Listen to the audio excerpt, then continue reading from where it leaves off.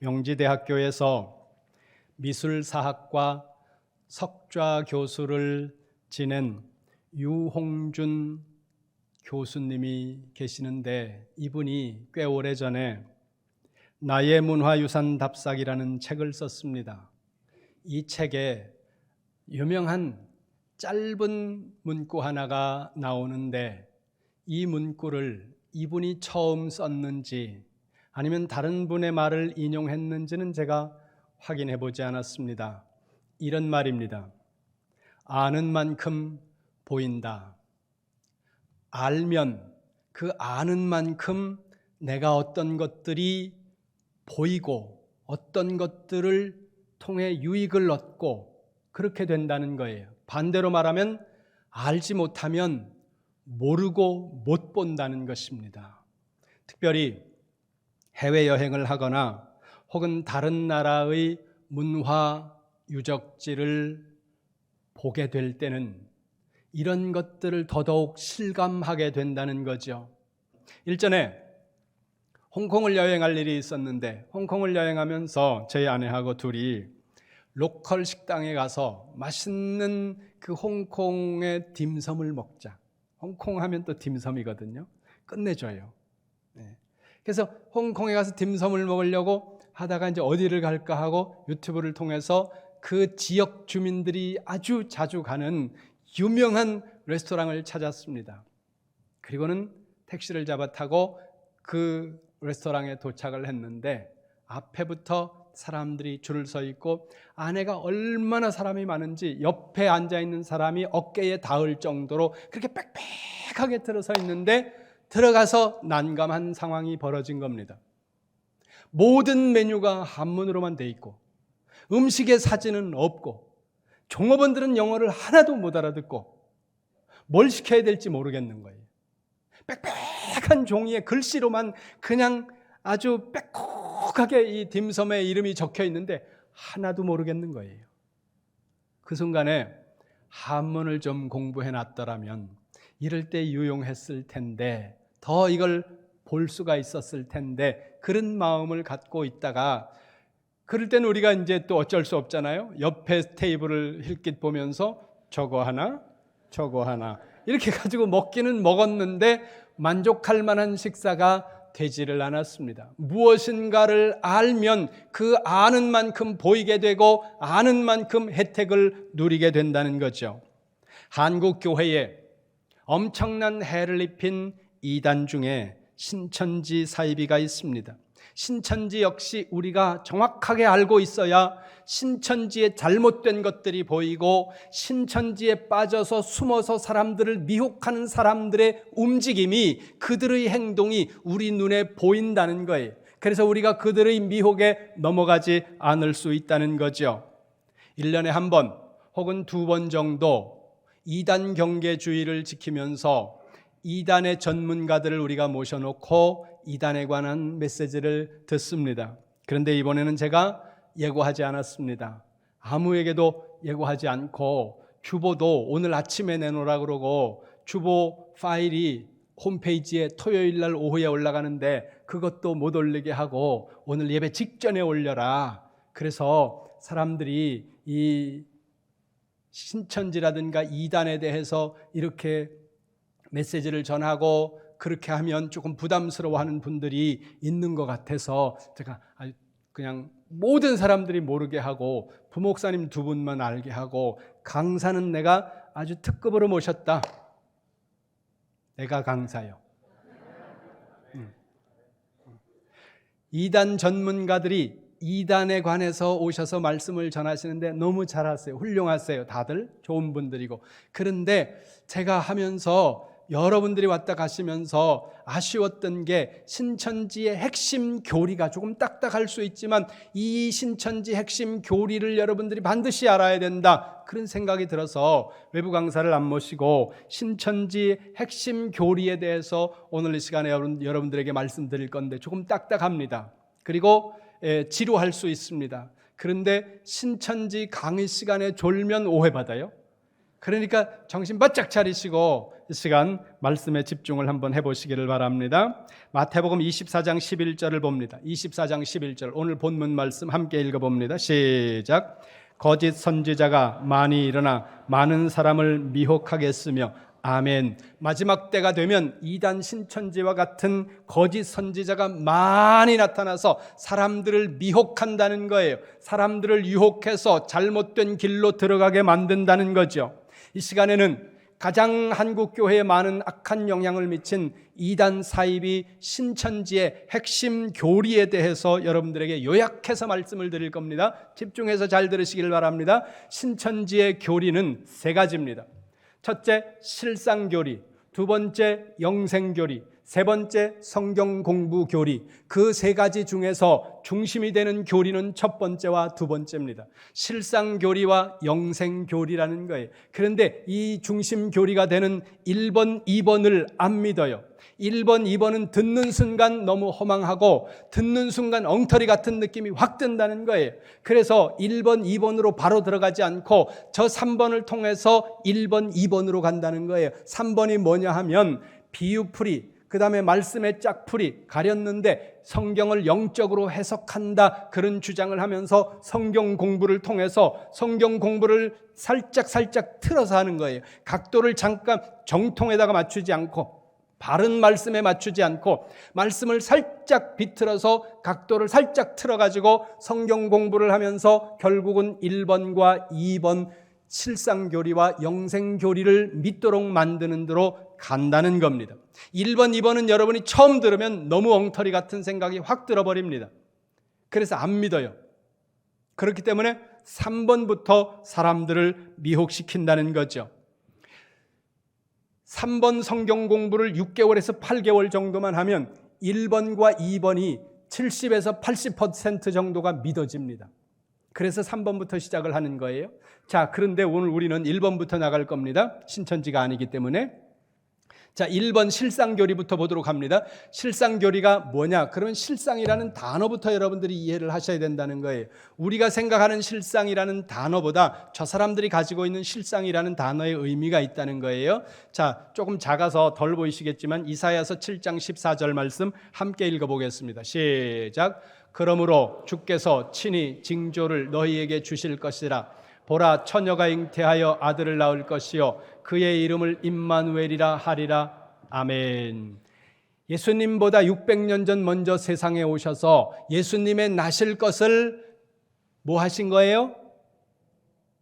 예언하신 거예요. 예수님이 오실 것을 예언한 말씀이라는 거죠. 그럼 저 예언의 말씀이 언제 성취되느냐? 마태복음에서 성취된다는 거예요. 1장 23절 말씀 보라, 시작. 보라, 처녀가 잉태하여 아들을 낳을 것이요 그의 이름은 임마누엘이라 하리라 하셨으니 이를 번역한즉 하나님이 우리와 함께 계시다 함이라. 아멘. 예언을 하셨는데 그 예언이 마태복음에 와서 예수 그리스도를 통해서 뭐가 된 거예요? 성취가 된 거예요. 저 성취됐다는 저 단어를 신천지가 뭐라고 쓰느냐 하면 실상이라고 한다는 거예요. 그러니까 실상이라는 신천지인들의 단어의 의미를 뭘로 쓴다고요? 성취의 개념으로 쓰는 거예요. 그 성취됐다는 것을 주장하는 것이 실상교리의 핵심이라는 겁니다. 자, 그런데 신천지의 주장대로 하면 예언이 성취되는, 예언이 실상이 되는 이 과정이 있다는 거예요.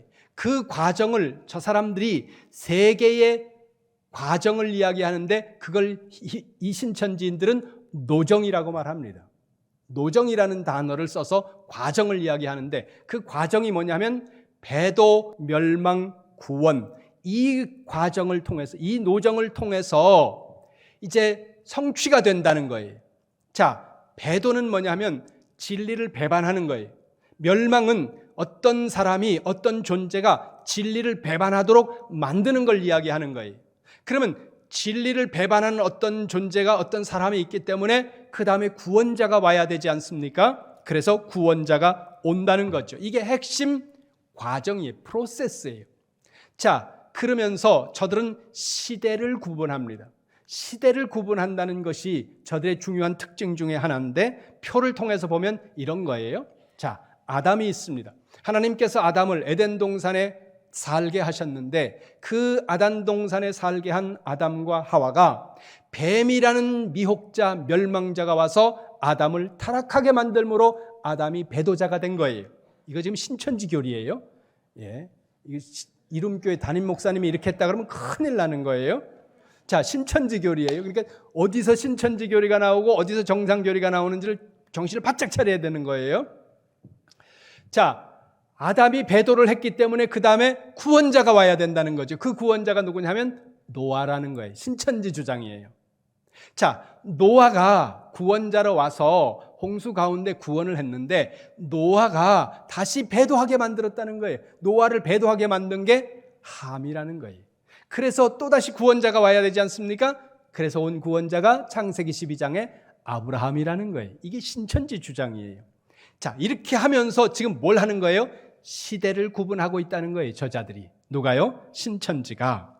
자, 그러면 초림 때에는 누가 구원자인가? 누가 구원자냐면 예수님이 구원자라는 거죠. 그럼 예수님이 구원자로 오기 위해서 배도자가 있어야 되잖아요. 세례 요한이 배도자라는 겁니다. 세례 요한은 누구를 통해서 이 도를 배도하게 만드느냐? 서기관과 바리새인들이 멸망자 역할을 해서 세례 요한이 배도했다는 거죠. 세례 요한이 배도했기 때문에 그 다음에 구원자가 와야 되잖아요. 예수님이 구원자로 오셨다는 거죠. 그래서 초림 때에는 예수님을 믿어서 구원받는 겁니다. 할렐루야. 이럴 때 무조건 가만히 있으면 중간에 딱 가는 거죠. 위험하지는 않은 거예요. 예. 그러면 여러분 의심이 들잖아요. 왜 세례 요한이 배도자인가? 요한복음 1장 29절에서 세례 요한은 예수님을 보고 세례를 받으시는 예수님을 보면서 예수님이 세례를 받으시러 나오시는 것을 보면서 뭐라 그러냐면 보라 세상 죄를 지고 가는 하나님의 어린 양이다. 이렇게 신앙을 고백했다는 거죠. 그런데 마태복음 11장 3절에 보니까 세례 요한이 예수님에게 제자를 보내서 질문합니다. 이렇게 질문해요. 오실 그이가 당신입니까? 아니면 우리가 다른 사람을 기다려야 합니까? 이러면서 신천지인들은 세례 요한이 배도했다는 거예요. 그리고 그 배도의 결과가 뭐냐 하면 마태복음 11장 11절에 보니까 예수님이 세례 요한을 가리켜서 이렇게 말씀하세요. 천국에서는 극히 작은 자도 세례 요한보다 크다. 세례 요한이 배도했기 때문에 예수님이 이렇게 말씀하셨다는 거예요. 이게 저 사람들의 주장이에요. 누구의? 신천지의 주장이라는 거죠. 자, 지금 계속 보면 배도, 멸망, 구원 그렇게 하면서 그 텀을 기준으로 해서 시대를 구분하고 있는 거예요. 시대를 구분하면서 초림 때에는 세례 요한이 구원자였다가 세례 요한이 배도하니까 예수님이 구원자였다가 예수님이 그 다음에 구원자였던 시대가 끝나고 지금은 그러면 무슨 시대냐? 지금은 계시록이 이루어지는 때라는 거예요. 계시록이 이루어지는 이때에 그러면 구원자는 누구냐? 이때의 구원자는 이긴 자라는 겁니다. 이긴 자라는 말은 요한계시록 2장과 3장과 21장에 8번 반복해서 나옵니다. 이긴 자가 누굴까요? 이만희예요. 그러니까 이 사람들의 모든 가르침의 궁극적 도달점은 정해져 있는 거예요. 누구예요? 이만희가 하나님이라는 주장을 하기 위해 말도 안 되는 이 거짓 주장을 하기 위해 이 사람들은 모든 것을 거기로 짜맞추고 있다는 거예요. 시대를 구분하는 이유도 거기로 가는 거예요. 배도 멸망 구원이라는 전 노정을 설정한 것도 저렇게 가는 이유, 그건 바로 이만희가 구원자라는 주장을 하기 위해서 그렇게 하고 있다는 겁니다. 여러분, 시대를 구분하고 그 시대마다 구원자가 있었다고 말하는 저들의 그 미혹에 여러분들이 대처해야 된다는 거예요. 대처하기 위해서는 뭐예요? 그들을 알아야 된다는 겁니다. 노아 시대에는 노아를 통해서 사람들이 구원받았습니다. 모세 시대에는 모세를 통해서 구원받았고 초림 때에는 예수님을 통해서 구원받았습니다. 믿습니까? 무조건 가만히 있어야 되는 거예요. 네. 위험하니까 잘못했다가 큰 소리로 아멘 했다가 수상한데 이럴 수 있거든요. 근데 여러분 성경 어디를 봐도 시대마다 구원자가 다르다는 말씀은 아무데도 없다는 거죠. 사도행전을 찾아보겠습니다. 사도행전 4장 12절 같이 봅니다. 시작. 다른 이로서는 구원을 받을 수 없나니 천하 사람 중에 구원을 받을 만한 다른 이름을 우리에게 주신 일이 없음이라 하였더라. 아멘. 다른 이로서는 구원을 받을 수 없다. 천하 인간의 천하 사람들 중에 구원받을 만한 다른 이름, 예수 그리스도를 제외한 다른 구원자의 이름을 하나님은 인류에게 주신 적이 없다는 겁니다. 믿습니까? 이게 복음이에요. 이게 바른 복음이라는 거예요. 그런데 저들은 시대를 구분합니다. 왜요? 구원자를 여러 명 세우기 위해서 시대를 구분하는 거예요. 그리고 그 구원자의 맨 끝에 이만희를 갖다 붙이기 위해서 시대를 지금 구분하고 있다는 거죠.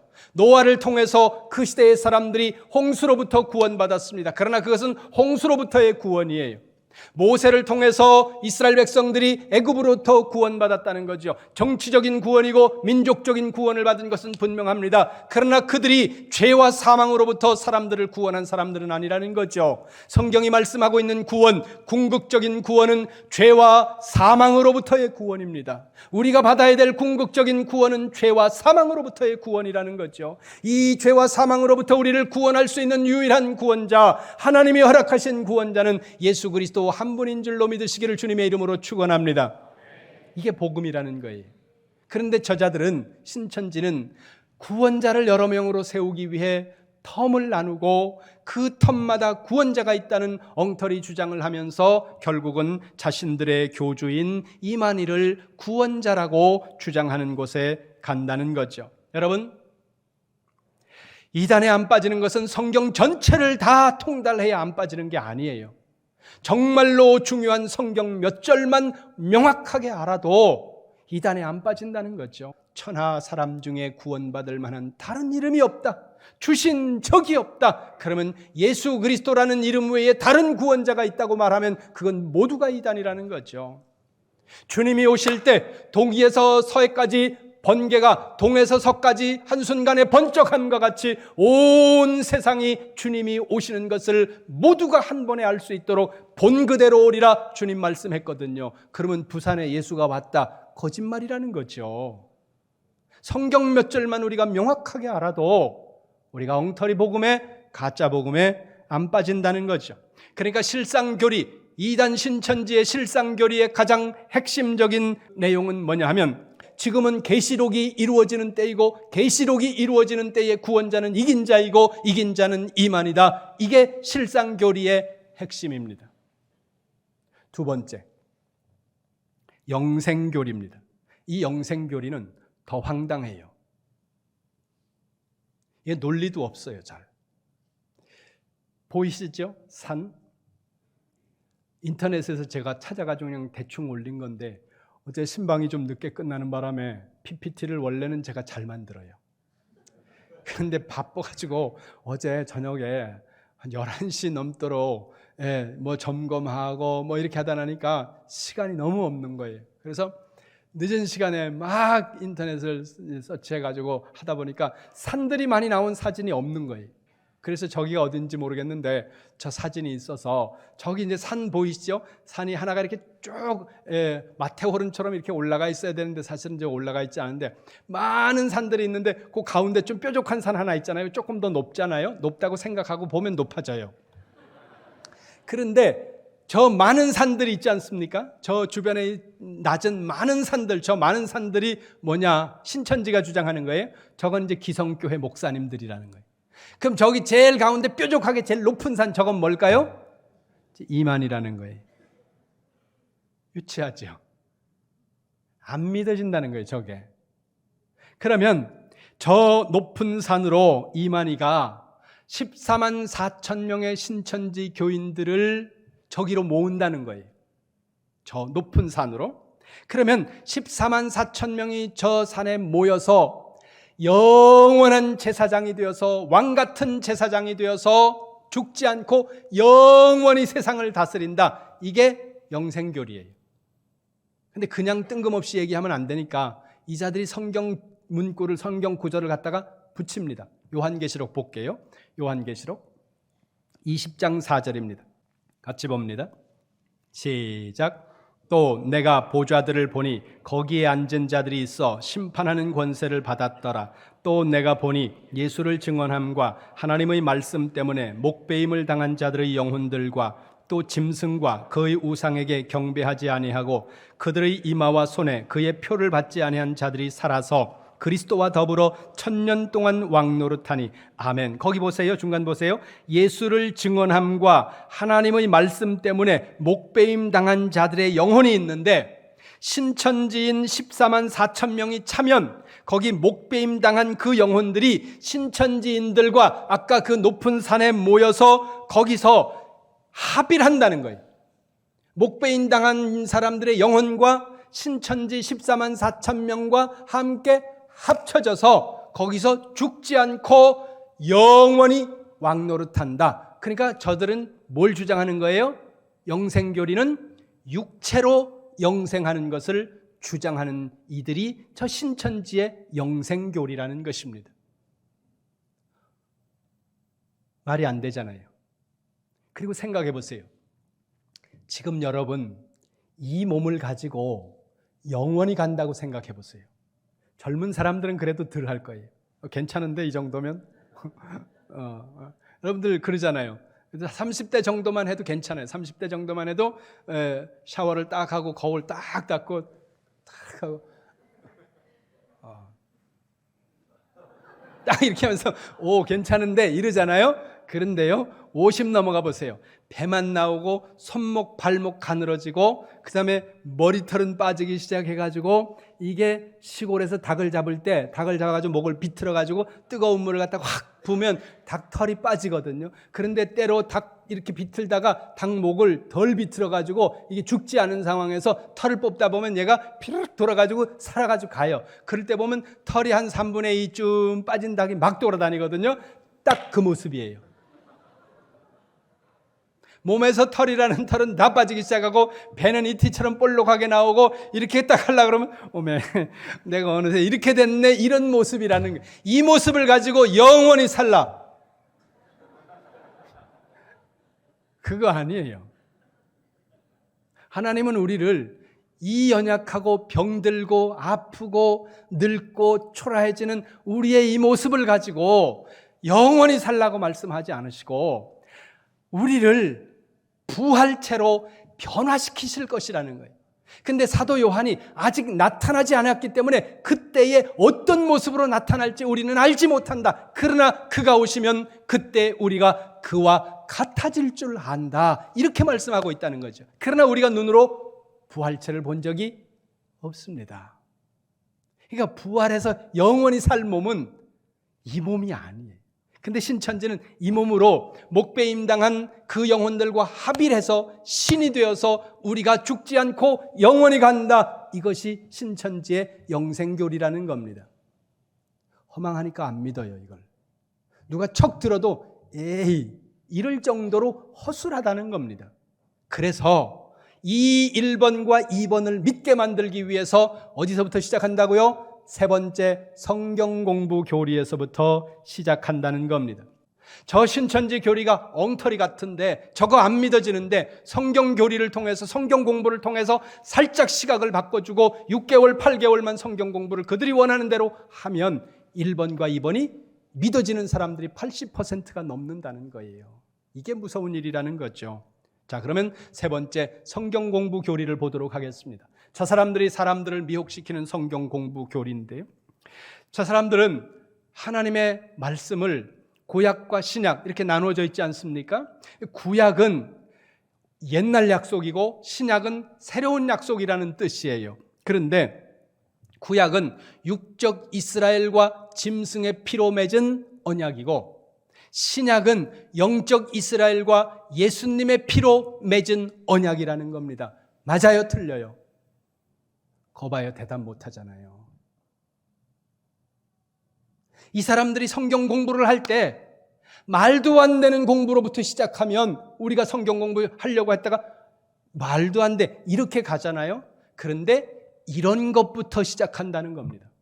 그들이 이단이라는 어떤 증거도 발견하기 어려운 정도의 아주 미세한 차이를 가지고 시작하기 때문에 대부분 넘어간다는 거죠. 성경을 봅니다. 출애굽기 19장 5절입니다. 너무 작기 때문에 찾아서 보겠습니다. 출애굽기 19장 5절 말씀 같이 봅니다. 19장 5절 시작. 세계가 다 내게 속하였나니 너희가 내 말을 잘 듣고 내 언약을 지키면 너희는 모든 민족 중에서 내 소유가 되겠고 아멘. 하나님과 약속을 하는 거예요. 언약을 맺는 거예요. 그리고 그들이 지켜야 하는 내용이 10계명으로 쭉 20장부터 갑니다. 그리고 24장 6절 7절을 보세요. 시작. 모세가 피를 가지고 반은 여러 양푼에 담고 반은 제단에 뿌리고 언약서를 가져다가 백성에게 낭독하여 듣게 하니 그들이 이르되 여호와의 모든 말씀을 우리가 준행하리이다. 아멘. 뭘로 언약을 맺고 있어요? 짐승의 피로 맺고 있잖아요.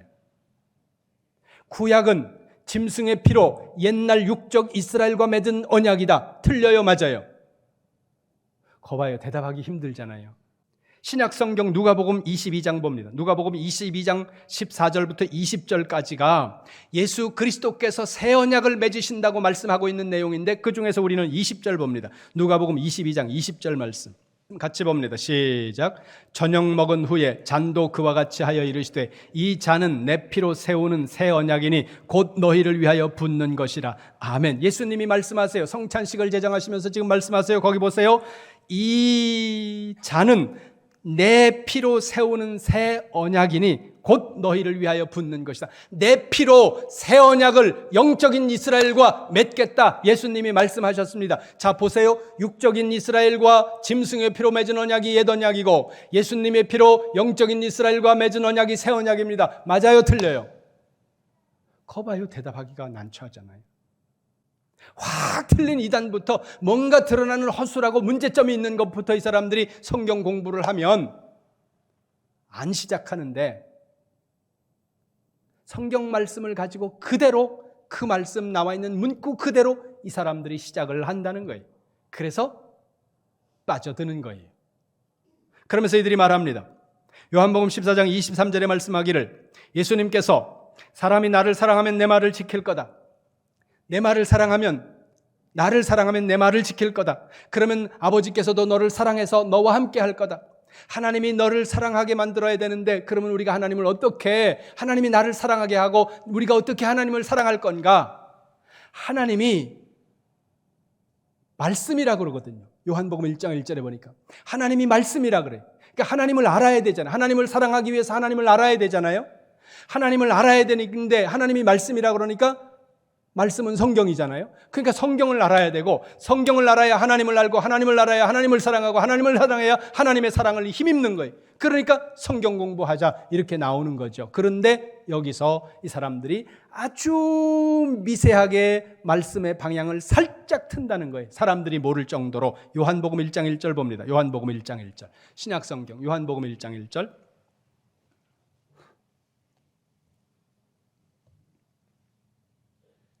같이 봅니다. 시작. 태초에 말씀이 계시니라. 이 말씀이 하나님과 함께 계셨으니 이 말씀은 곧 하나님이시니라. 아멘. 하나님은 말씀이라는 거예요. 말씀은 성경이라고 우리 생각하잖아요. 그러니까 하나님은 성경이잖아요. 성경을 알아야 하나님을 아는 거예요. 하나님을 알아야 하나님의 사랑을 하나님을 사랑하고 하나님을 사랑해야 하나님의 사랑을 힘입고 하나님과 하나가 되지 않습니까? 그러니까 고로 뭐예요? 성경을 알아야 되는 거예요. 그래서 성경 공부하자. 그게 성경 공부 교리라는 거예요.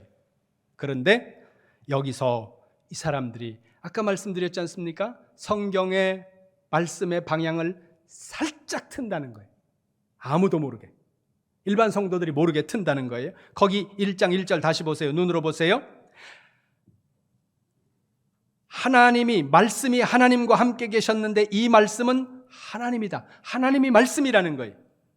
근데 이 본문을 헬라어 사본으로 보면 이렇게 되어 있습니다. En arche. In the beginning. 아르케가 시작이거든요. N은 in이에요. In the beginning. 태초에 시작점에 엔호 로고스. 호는 관사예요. 정관사예요. 더. 로고스가 있었다는 거예요. 태초에 로고스가 있었다. 그러면 이 헬라 말에서 로고스라는 단어가 무슨 의미로 쓰이는지를 우리가 이해를 해야 된다는 거예요. 복음이 히브리인들에게 율법이 주어졌습니다. 이스라엘 사람들에게 하나님이 율법을 주셨어요. 그리고 그들에게 하나님께서 복음을 주셨습니다. 그리고 그 복음이 이스라엘의 국경을 넘어 다른 민족들을 향해 건너가기 시작합니다. 그러면서 그 당시 가장 강력한 민족이었던 Great Empire, 대제국을 이루고 있던 로마를 향하여 복음이 들어가기 시작을 합니다. 로마는 그리스거든요. 헬라 문화를 가지고 있는 헬라 문화권이거든요. 그리스어를 쓰는 거예요. 그런데 성경이 말씀하고 있는 하나님, 모세가 하나님에게 물었습니다. 모세를 부르시고 모세를 향해서 애굽으로 가서 내 민족을 해방시키라 말씀하시는 하나님을 향해 모세가 묻습니다. 사람들이 나에게 물을 겁니다. 나를 보내시는 당신, 나에게 말씀하시는 하나님, 그 하나님 여호와 하나님이 어떤 하나님이냐고 사람들이 물을 건데 당신은 누굽니까? 이렇게 물으니까 하나님이 이렇게 말씀하세요. 히브리 말로 에시에 아시엘 에시에, 나는 나야.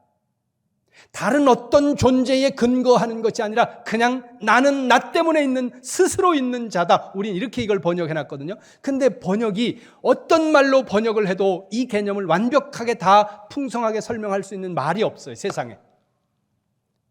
그냥 스스로 있는 자다. 누구를 통해서 있는 게 아니라, 어떤 존재에 근거해서 있는 게 아니라 오직 하나님만이 존재의 근원이시라는 거예요. 모든 피조 세계를 존재하게 만드시는 분이 하나님이시. 이 하나님이 여호와거든요. 이스라엘 말로. 근데 이 여호와라는 모든 것을 창조하시고 모든 것을 존재하게 하시는 모든 존재의 근원, 그 하나님이 설명을 헬라말로 해야 되는데 이걸 어떻게 설명하지? 그리고 헬라 사람들의 생각과 문화를 가만히 들여다보니까 헬라 사람들 말 속에 이 히브리 사람들이 가지고 있는, 성경이 말씀하고 있는 여호와 하나님이라는 이 개념과 유사한 단어가 있는 거예요. 그게 로고스예요. 헬라 사람들에게. 그러면 헬라 사람들은 이 로고스를 어떻게 이해했느냐? 헬라 철학은, 철학 중에 가장 깊은 철학 중에 하나가 헬라 철학이잖아요. 이 헬라 철학은 세상의 모든 만물들이 변하고 흘러간다는 거예요. 소멸한다는 겁니다. 그런데 아무리 세상이 변하고 아무리 세상이 흘러가고 변하고 소멸한다 할지라도 영원토록 변하지 않고 영원토록 소멸하지 않고 영원히 흘러가지 않고 모든 것을 존재하게 만드는 가장 근원적인 존재, 그게 헬라 철학에서 로고스예요. 그래서 복음을 전하면서 이렇게 말합니다. 여호와 하나님이 어떤 분이냐 하면 너희가 알고 있는 로고스 있지, 그 로고스가 성경이 말씀하는 하나님이야. 그러면 헬라 사람들에게 로고스는 뭐라고요? 모든 것을 존재하게 만드는 가장 근원적인 존재자예요. 뭐예요? 창조주라는 거예요. 태초에 말씀이 계셨는데 그 말씀이 하나님과 함께 계셨고 그 말씀이 곧 하나님이다. 이 말씀은, 말씀이라는 이 로고스의 의미는 뭐냐? 말씀은 창조주를 이야기하는 거예요. 그런데 지금 신천지인들은 어떻게 하느냐? 이 의미를 확 축소시켜서 말씀을 성경 66권으로 좁혀놓고 성경 66권이 이 하나님의 말씀이고 하나님이고 성경 66권을 잘 공부해야 하나님을 알 수 있고 하나님을 사랑할 수 있고 하나님의 사랑을 받을 수 있기 때문에 성경 공부하자, 이런 쪽으로 가고 있다는 거예요. 이건 뭐예요? 로고스라는 이 헬라어 단어의 의미를 전혀 무시하고 모르고 하는 얘기가 된다는 겁니다. 그러면서 성경을 그냥 읽으면 안 된다는 거죠. 왜냐하면 예수님께서 마태복음 13장 34절에 이렇게 말씀합니다. 비유가 아니면 예수님은 말씀하지 않으셨다는 거예요. 그러니까 모든 말씀은 예수님은 비유로 말씀하셨다는 거죠. 그래서 신천지인들은 이렇게 주장합니다. 모든 하나님의 말씀은 다 비유야. 그래서 비유를 풀어야 돼. 그게 신천지의 논리예요. 그리고 그 사람들이 성경 공부를 해나가는 방법이라는 겁니다. 자, 마태복음 13장 31절을 보세요. 이 사람들도 엉터리 주장을 하는데 성경을 갖다가 붙이는 거예요. 그냥 뜬금없이 성경 얘기도, 성경의 말씀 없이 그냥 막 갖다 하면 안 믿으니까 성경의 말씀을 왜곡해서 갖다 붙이는 거예요. 13장 31절 보세요. 같이 봅니다. 시작. 이는 모든 씨보다 작은 것이라. 13장 몇 절이라고요? 31절. 내가 몇 절 읽었어요? 32절. 한 절 차인데, 야박하게는 그렇게 한 절 차인데, 우리가 벌써 몇 년째인데 그 정도는 이해를 하셔야. 죄송합니다. 자, 같이 읽습니다. 이는 시작. 이는 모든 씨보다 작은 것이로되 자란 후에는 풀보다 커서 나무가 되며 공중의 새들이 와서 그 가지에 깃들이느니라. 아멘. 신천지가 질문을 합니다. 신천지 질문이에요. 이 말씀에서 천국이 보여요, 안 보여요? 저 보세요. 지금 읽은 말씀에서 천국이 보여요, 안 보여요? 보인다 그러면 설명하라 그럴까 봐 안 보인다 그러는데, 대부분 신천지에 빠진 사람들 얘기 들으니까 대부분 안 보인다 그러는데, 여기서 천국이 안 보이죠. 그러면 신천지인들이 이렇게 얘기해요. 말씀을 못 풀으니까 안 보이는 거야. 그래서 말씀을 풀어야 되는 거야. 그러면서 이 사람들이 말씀을 푸는데 이렇게 푸는 거예요. 바빠가지고 제가 포토샵을 원래 잘해요. 그런데 어젯밤에 11시 넘게 하다 보니까 저렇게 약간 오합지졸처럼 됐는데 원래 실력은 탁월해요. 자, 나무가 보이시죠? 그리고 거기 새가 앉았는데 새만 올에다가 붙이려니까 바빠서 그냥 사각형으로 올에다가 딱 붙였어요. 그 다음에 밑에 나무 밑에가 흙이에요. 밭이에요. 그리고 그 밭 속에 씨가 심기는 거예요. 자, 신천지인들은 모든 말씀을 비유라 그랬어요. 비유인데 그 비유를 풀어가기 위해서 그 도식이 있는 거예요. 자, 보세요. 씨는 말씀, 밭은 나무, 밭은 마음, 나무는 예수님, 새는 영, 산은 교회. 이게 공식이에요. 저 사람들의 공식. 이런 게 한 10몇 년 전에 제가 이 신천지를, 우리 교인들이 신천지에 빠져가지고 그거 꺼내오려고 신천지를 파헤치는 그 모든 도서를 다 읽으면서 신천지의 교리를 연구하다 보니까 그때 당시에 저게 80몇 개였어요. 지금은 더 많이 늘어났는지 모르겠어요. 그래가지고 저 사람들 저거 외우는 게 80몇 개를 외우는 거예요. 씨, 말씀, 밭나무, 밭, 마음, 나무, 예수님, 새, 영, 산, 교회, 씨발나무, 새, 씨발나무.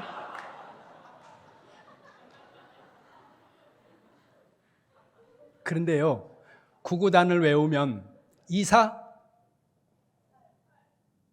그렇게 생각하지 않고 나오는 것처럼요, 저걸 계속 80개로 외워놓으면요, 성경을 읽다가 씨 그림은 말씀이 이렇게 딱 떠올라 버리는 거예요. 이게 무서운 거예요. 공식이 돼버리는 거예요. 자기 안에 프레임이 돼버리는 거예요. 그러면 씨는 말씀이고 밭은 나무, 밭은 마음이고 나무는 예수님이고 새는 영이고, 저걸 그 사람들이 그냥 씨는 말씀으로 하자 이렇게 한 게 아니에요. 성경에 있어요. 성경에 보니까 누가복음 8장 11절에 보니까 이 비유는 이러하니 씨는 하나님의 말씀이요, 이렇게 말씀해놨다는 거예요. 또 누가복음 8장 15절에 보니까 좋은 땅에 있다는 것은 착하고 좋은 마음으로 이렇게 해놨다는 거예요. 요한복음 15장 1절에 보니까 나는 포도나무요, 예수님이 말씀해 놓은 거예요. 그러니까 그런 걸 갖다가 다 붙인 거예요. 새는 왜 영일까요? 마태복음 3장에 보니까 예수님께서 요한에게 세례를 받으시고 물에서 올라올 때 성령이 비둘기가 새잖아요. 그러니까 얘네들이 머리를 쓴 거예요. 그냥 막 갖다 해놓는 게 아니에요. 그래도 나름대로 수고는 했어요. 그래서 여러분들 저거만 땅을 씨밭나무 새, 그 밑에 걸 받침을 살짝 바꾸시면 잘 외워져요. 씨발나무 새. 그러면 이게 왜 문제인지, 이게 왜 무서운 건지를 여러분들이 한번 성경을 해석하면, 신천지가 해석하는 걸 해석하면서 한번 보세요. 마태복음으로 갑니다. 마태복음 17장 20절입니다. 같이 봅니다. 시작. 이르시되 너희 믿음이 작은 까닭이니라. 진실로 너희에게 이르노니 만일 너희에게 믿음이 겨자씨 한 알만큼만 있어도 이 산을 명하여 여기서 저기로 옮겨지라 하면 옮겨질 것이요 또 너희가 못할 것이 없으리라. 아멘. 산이 뭐라고요? 저기 보세요. 산이 그 신천지 주장이에요. 산을 교회로 이해하시면 안 돼요. 저 신천지 얘기예요. 산이 뭐예요? 신천지인들에게 산이 뭐예요? 교회예요. 그러면 이제 20절 보세요. 17장 20절 중간에 보세요. 만일 너희에게 믿음이 겨자 씨 하나일 만큼 있으면, 씨가 뭐라고요? 말씀이에요. 그래서 말씀을 전해서 교인들을 몽땅 신천지로 가지고 가는 게 산을 옮기는 거예요. 그래서 산 옮기기라는 게 나오는 거예요. 성경을 비유로 풀어야 한다고 하면서 사람들을 미혹시키는데, 이 의도는 뭐라고요? 이만희를 구원자로 만들기 위한 저들의 계략이라는 거예요. 악한 계략이라는 겁니다. 그러면 저기 지금 씨가 말씀이라고 그러잖아요, 신천지인들이. 그러면 저 씨가 말씀이 아니라는 걸 성경에서 우리가 봐야 되잖아요. 물론 성경에 씨가 말씀인 경우도 있습니다. 그런데 저걸 공식처럼 모든 말씀에 다 적용을 시키면 심각한 문제가 생긴다는 것을 성경을 통해 우리가 봐야 되잖아요. 보겠습니다. 누가복음 8장 11절 보세요. 누가복음 8장 11절 같이 봅니다. 큰 소리로 시작. 아멘. 씨가 뭐라고요? 말씀이잖아요. 신천지가 없는 얘기를 만들어서 낸 게 아니라 성경을 인용한 거예요. 그런데 보자는 거예요. 창세기 15장으로 갑니다. 창세기 15장 3절 말씀. 창세기 15장 3절 같이 봅니다. 창세기 15장 3절 시작. 아브라함이 또 이르시되 주께서 내게 씨를 주지 아니하셨으니 내 집에서 길린 자가 내 상속자가 될 것이니이다. 아멘. 씨가 나오잖아요. 자, 저를 보세요. 여기서 씨는 뭘까요? 자식이에요. 그런데 이 씨를 말씀으로 해석하면 하나님이 아브라함에게 말씀을 안 주셨다, 이렇게 가는 거예요. 신천지는 그렇게 가고 있는 거예요. 근데 여기서 씨는 아들을 이야기하는 거예요. 고린도 후서로 갑시다. 고린도 후서 9장 10절입니다. 고린도 후서 9장 10절 같이 봅니다. 시작. 심는 자에게 씨와 먹을 양식을 주시는 이가 너희 심을 것을 주사 풍성하게 하시고 너희 의의 열매를 더하게 하시리니 아멘. 여기 보세요. 심는 자에게 씨와 먹을 양식을 주신다는 거예요. 여기서 씨는 먹을까요? 여긴 요 본문만으로 약간 어려워요. 그 앞에 5절에 보면 헌금이 나옵니다. 연보라는 단어가 나와요. 헌금을 하나님 앞에 심는 것으로 말씀하는 거예요. 그러면서 하나님 앞에 헌금하는 사람에게 그 헌금할 수 있도록 하나님께서 주시겠다는 거예요. 그러니까 여기서 씨는 뭘 의미하는 거예요? 헌금을 의미하는 거예요. 다른 곳의 말씀 보겠습니다. 마태복음 17장으로 갑니다. 마태복음 17장 20절 아까 읽었던 말씀입니다. 마태복음 17장 20절 같이 봅니다. 시작. 이르시되 너희 믿음이 작은 까닭이니라. 진실로 너희에게 이르노니 만일 너희에게 믿음이 겨자씨 한 알만큼만 있어도 이 산을 명하여 여기서 저기로 옮겨지라 하면 옮겨질 것이요 또 너희가 못할 것이 없으리라. 아멘. 여기서 씨는 뭘까요? 여기서 씨는 믿음이에요. 믿음을 이야기하는 겁니다. 성경은 신천지식으로 이해하면 모든 씨가 말씀이 되어버려서 성경이 뒤틀려버리고 왜곡됩니다. 이렇게 왜곡을 시키는 목적은 뭐예요? 이만희를 하나님으로 만들려는 하나의 의도 외에는 없습니다. 그런데 성경을 보세요. 창세기 15장에서 씨는 자식을 이야기해요. 누가복음 8장에서 씨는 누구를 이야기해요? 말씀을 이야기해요. 그런데 고린도 후서에서 씨는 헌금을 이야기하고 마태복음 17장에서 씨는 똑같은 씨라는 단어인데 믿음을 이야기한다는 거예요. 그러니까 씨라는 단어가 어디에서는 하나님의 말씀이지만 어디에서는 헌금을 이야기하고 어디에서는 믿음을 이야기하고 어디에서는 자식을 이야기하고 상황과 경우에 따라 하나님은 다양하게 동일한 단어로 다른 대상을 말씀하고 있다는 거죠. 그런데 신천지는 이거를 몰아서 하나님의 말씀이라고 왜곡을 시키고 그리고 그들이 원하는 방향으로 성경 해석을 끌고 간다는 것입니다. 그래서 여러분들 자주 드리는 말씀이에요. 성경을 읽으실 때 3가지를 반드시 기억해야 된다는 겁니다. 적어도 3가지. 이 3가지만 있는 건 아니에요. 적어도 3가지가 여러분 반드시 있어야 됩니다. 첫 번째가 뭐예요? 단어가 아닌 문맥과 문단 속에서 그 말씀을 해석해야 돼요. 첫 번째예요. 두 번째는 역사적 배경, 문화적 배경, 지리적 배경, 종교적 배경, 사회적 배경을 고려하고 그리고 그 말씀을 읽어야 된다는 거예요. 세 번째는 언어적 배경을 가지고 있어야 된다는 거예요. 적어도 바르게 해석을 하려고 그러면 히브리어 헬라어를 알고 있어야 된다는 거예요. 한글로도 물론 충분해요. 충분하지만 어느 정도 충분하지만 이들의 이 교묘함을 깨뜨리기 위해서는 깊이 들어가기 위해서는 반드시 몇 가지의 언어가 필요하다는 거예요. 그런데 여러분들이 하기에 두 번째와 세 번째는 한계가 있습니다. 여러분들이 히브리어 헬라를 하기도 어렵고 여러분들이 모든 지리적, 사회, 문화적, 종교적, 역사적 배경을 다 이해하고 그 다음에 성경을 보는 것은 어렵습니다. 그러나 하나는 할 수 있다는 거예요. 뭐예요? 한 단어, 한 문장만 보지 말고 전체의 문단을 보고 그리고 큰 그 패러그래프 안에서 성경 말씀을 보면 왜곡되고 잘못된 방향으로 나갈 가능성은 그만큼 줄어든다는 거죠. 그렇게 알아야 악한 신천지에 미혹하는 세력들의 움직임이 보인다는 거죠. 이 세 가지 교리가 가짜복음 신천지의 핵심 교리입니다. 실상과 영생의 교리라는 이 잘못된 교리를 성도들에게 주입시키기 위해서 처음부터 저걸로 안 되니까 성경 공부를 하는데 뒤틀린 그리고 잘못된 성경 공부를 교묘하게 시켜서 사람들을 미혹시키는 것이 저들의 전략이라는 것, 여러분 기억하시기를 바랍니다. 저들의 이 세 가지만 확실히 알면 저들의 움직임이 보여요. 내 앞에 와서 얼쩡거리는 신천지들이 드러난다니까요.